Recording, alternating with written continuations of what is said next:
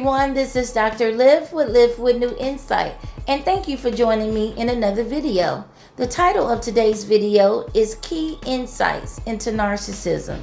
Before we begin, I want to say something very important about this topic. Diagnosing someone with narcissistic personality disorder requires a thorough and comprehensive clinical assessment by a licensed mental health professional. Unfortunately, public discourse, especially social media, has sensationalized narcissism, spreading either exaggerated or oversimplified information that is inaccurate and misleading. So always do your own due diligence to verify information properly.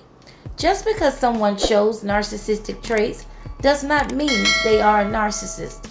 Both narcissistic and non-narcissistic individuals can demonstrate similar behaviors at times. With that being said, what I'm discussing today are patterns, not labeling or diagnosing, so you can better understand unhealthy dynamics and protect yourself.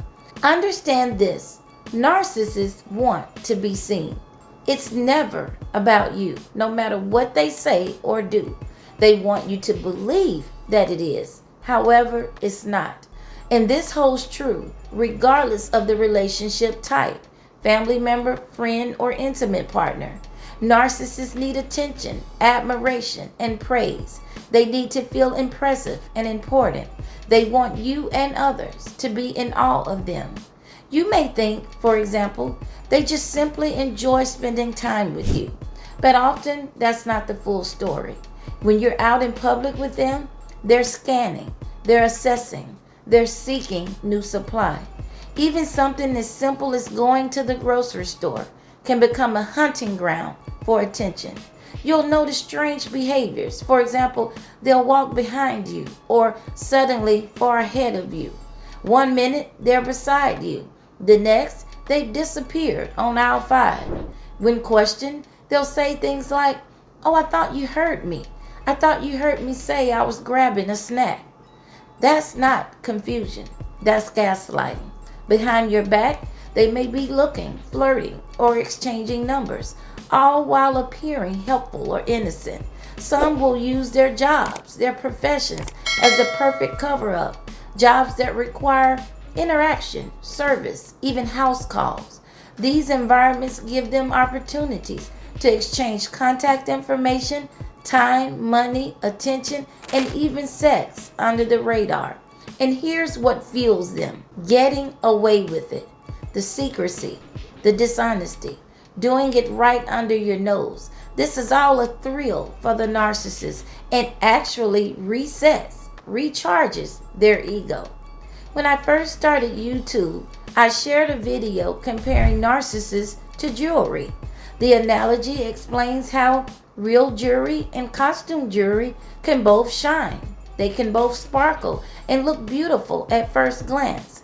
They can both serve your needs temporarily, but over time, one fades, one tarnishes, and one might even irritate your skin. At first glance, narcissists look like everyone else.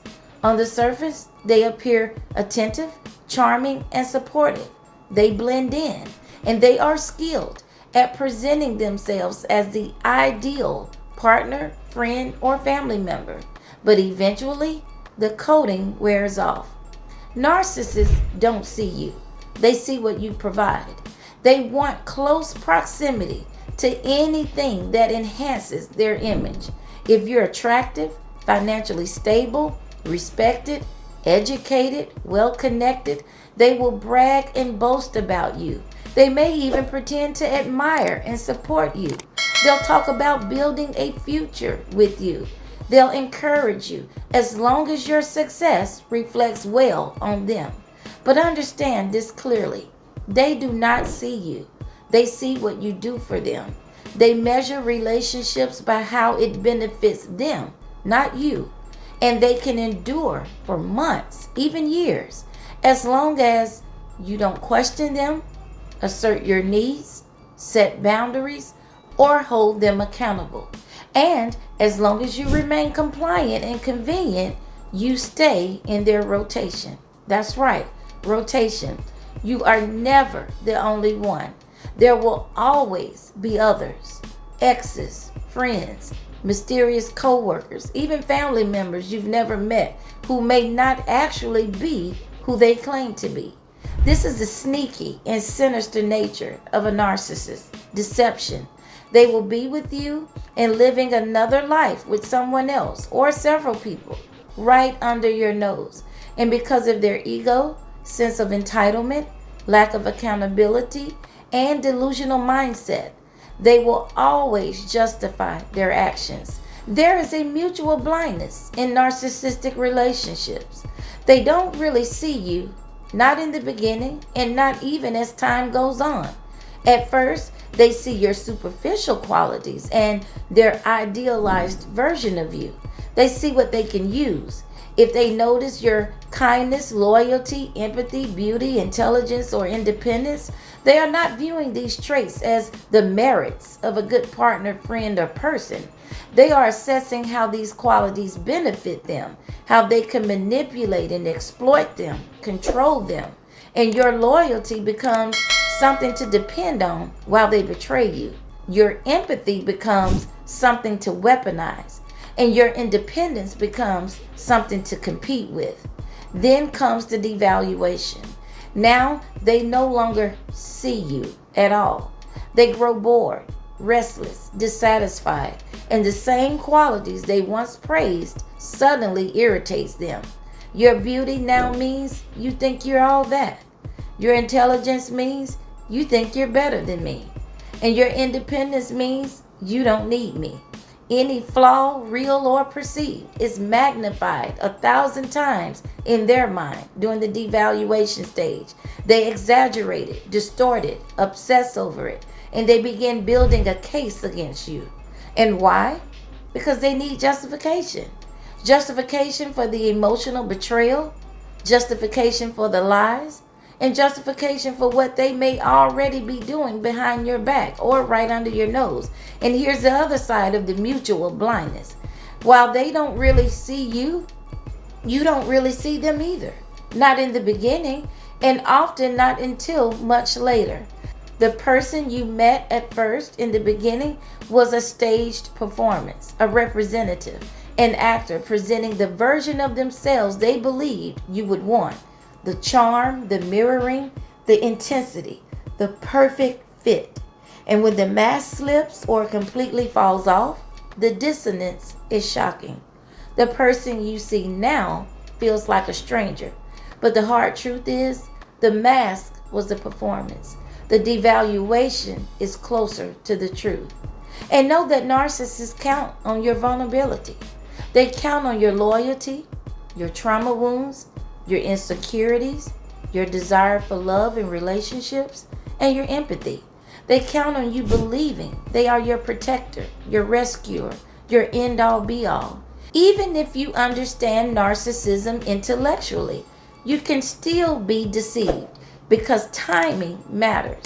For example, if you met them during a vulnerable season in your life, after a breakup, loss, transition, loneliness, you may have missed red flags.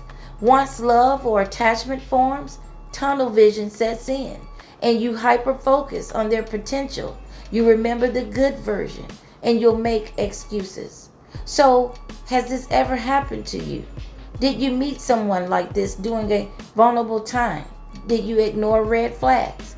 Did you silence your intuition? With narcissists, their power comes from you. So understand that a narcissist's power is largely defined by the attention, time, energy, and effort you and others give them.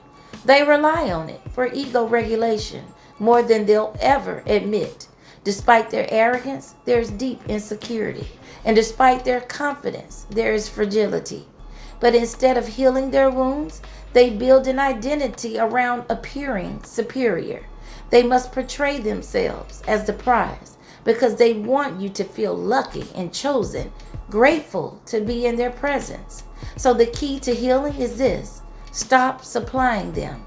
Withdraw the attention, withdraw the emotional labor, withdraw the constant validation and need for them to validate you. And most importantly, disconnect your value from how they treated you. Their inability to see you is not a reflection of your worth. It is a reflection of their emotional and psychological limitation. They are incapable of truly seeing you, connecting with you, giving and receiving healthy love. And when you stop trying to be seen by someone who refuses to see you, you finally begin to see and liberate yourself. Thanks for watching, and I'll see you in another video.